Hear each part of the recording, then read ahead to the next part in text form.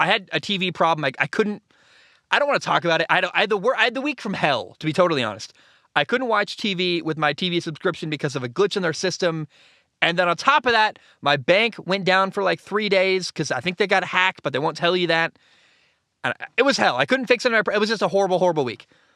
But finally today, I got to watching the Brazilian Grand Prix, which happened on Sunday. In the Brazilian Grand Prix, I had a great time. I loved it. It's in Sao Paulo.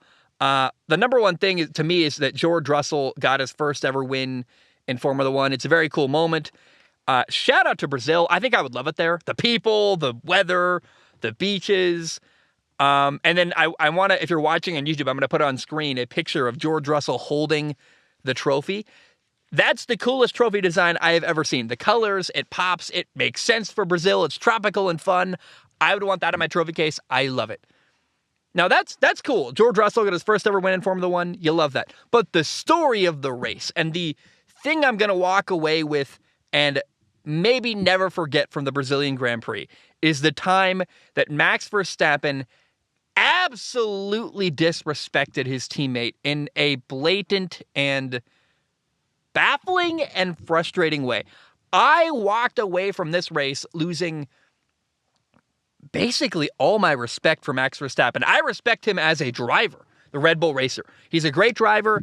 I've always known he's kind of a hothead and a bit arrogant, and he's always been hard to love, but I've always liked Max Verstappen because I thought it was fun to see the narrative of Lewis Hamilton, the king of Formula One, the multi-time world champion, getting taken down. Max Verstappen became king of the hill and knocked him off of his, what's the word? Not crown, throne. Thank you. That's the word. No one's in my ear. That's just me. But he took the throne from Lewis Hamilton. I enjoyed that because I enjoyed the story of things changing and the little guy overcoming the big guy. But here's what happened in Brazil. It's the last lap. Max Verstappen is in 6th place. His teammate Sergio Perez is in 7th. And for context, you have to know this. Max has already won the world title. It's secure. Winning doesn't help Max, and losing doesn't hurt Max. His season, he's a world title winner, and his season, he's basically driving at this point for the hell of it. It's fun, and in fact, not only has he won the world title already in the Drivers' Championship, but Red Bull as a team has also already secured first place in the team world title race. So the only person on the entire Red Bull team driving for anything is Sergio Perez, the second driver for Red Bull, trying to get second in the World Championship and beat Charles Leclerc, the Ferrari driver. So the last lap of the race in Brazil, Max Verstappen is ordered to give up 6th place to his teammate, Sergio Perez, and help him. He's going to get 6th place so that he can get closer to second and closer to winning the second place in the driver's title race. So Max gets ordered, give your spot to your teammate, and Max completely disobeyed. He refused to help Sergio Perez. In fact, a direct quote from Max Verstappen after being told to give up 6th place to Sergio Perez. Christian Horner, the Red Bull team principal, said, "Max, what happened? Why aren't you doing it?" And Max said, verbatim, he said, "I told you already last time, don't ask me again. Don't ask me. I messed it up. Verbatim. No. Here's the quote in full. I'm going to read it. He said, "I told you already last time, don't ask that again to me." And that's what threw me off, is that again to me is kind of weird phrasing, but that's what he said. And Max continues, he says, "Are we clear about that? I gave my reasons and I stand by it." So Max refused to help his teammate Sergio Perez. And when Sergio Perez, or his nickname Checo, when Checo found out, he let it slip on the radio. Well, that shows who he really is. That's what Sergio Perez said on the radio. Now, there's been a lot of PR this week, a lot of backtracking, a lot of covering their donkey things. They're covering their, what's another word? Covering their butts. Thank you. They've been covering their butts a lot at Red Bull this week and walking back statements and apologizing and trying to help each other. And Sergio Perez has been very, very careful his entire time at Red Bull to be very respectful of Max Verstappen, to give him the benefit of the doubt, to always pretty much bend the knee to their number one driver. Sergio Perez realizes, I'm lucky to be here. It's fun. I win races and life is good. And I would not want to piss off Max and lose my job. I think that's how he feels. He knows Max has all the power over that Red Bull. He's a two-time world champion. He's the number one driver. But man, Max Verstappen in Brazil came across as so incredibly self-centered. I really, really value generosity and humility.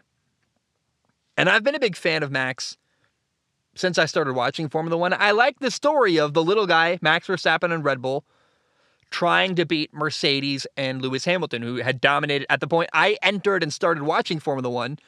Mercedes had been dominating for a long time, particularly Lewis Hamilton. So I was all in on that fun story, but you got to realize Max is already, I think, kind of a hard personality to like. He's a bit abrasive. He is emotional. He gets angry. He's also, to be honest, and a lot of F1 drivers are like this, and Max Verstappen in particular, he's a rich kid. His dad was a Formula One driver. Like, Max got a lot of advantages that a lot of other people don't. And for me, who grew up dirt poor and lives in a pickup truck, it's hard not to feel a little bit jaded towards Max Verstappen. Like, the dude got a lot of help. And he seems kind of arrogant. And we really learned who he was in Sao Paulo, Brazil, because Sergio Perez has been a perfect teammate all through his entire time driving for Red Bull. In fact, without Sergio Perez, Max Verstappen would not be the world champion he was in 2021. In 2021, Max Verstappen would not have won the world title without that help from Sergio Perez. And there's so much ego there, to have a lack of respect for the person who helped you get to the top. After the race, ESPN F1 posted a graphic on Instagram, a reminder of all the times Sergio Perez helped Max Verstappen last year. He helped him in Monaco, Max won. In Baku, he didn't allow Lewis Hamilton to pass him. That led to Lewis Hamilton going long and finishing in 16th.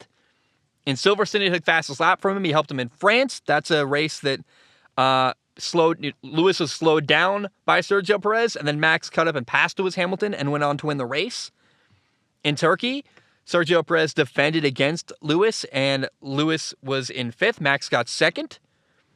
In Austin, he made Lewis Hamilton take a pit stop early to prevent an undercut. Max Verstappen won.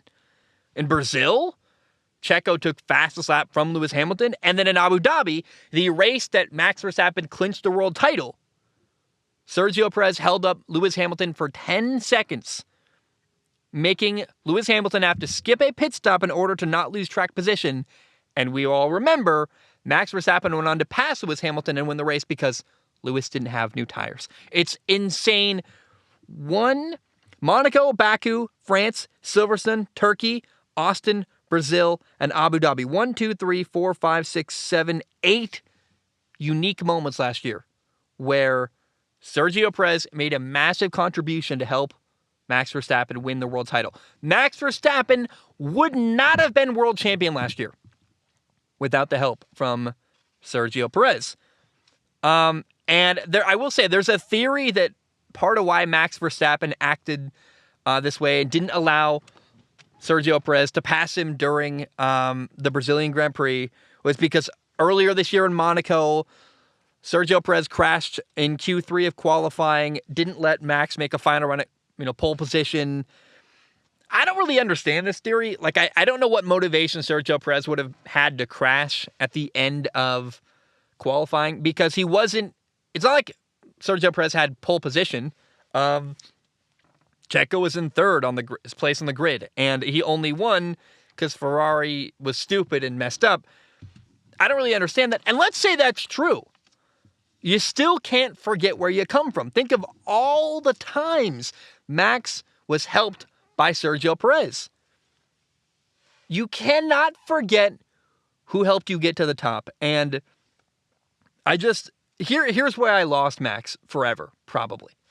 Or where Max lost me forever. Giving Sergio Perez 6th place would have cost Max nothing. And he still didn't do it. You lose me when you have an opportunity to help people and it costs you nothing and you still don't do it. Then you're just a selfish, man, there's words I don't want to say here. You're not a good guy. I can't imagine a situation where it's even another thing to not help a stranger and do nothing, but it's even worse to not help someone who has helped you over and over again, and it costs you nothing to help them, and you still won't help them. You're a jerk. And Max Verstappen came across as a massive, selfish, egotistical jerk on Sunday, and I once was a fan of him, and now I'm like, I'm sorry, but I don't support that behavior at all. Someone who's selfish and won't help someone, even when it costs them nothing. And by the way, helping someone who's helped you tremendously in your career. The reason why you've reached the heights you have in your career is because of this person, and you still won't help them? That's really, really messed up. And I walked away, with all respect, lost for Max Verstappen. And I can't be alone in that. I say it one more time. When you have an opportunity to help someone who's helped you a bunch, and it costs you nothing to help them, and they've, at great personal sacrifice, helped you a bunch, to not return the favor is insane. And I don't even know how much of it.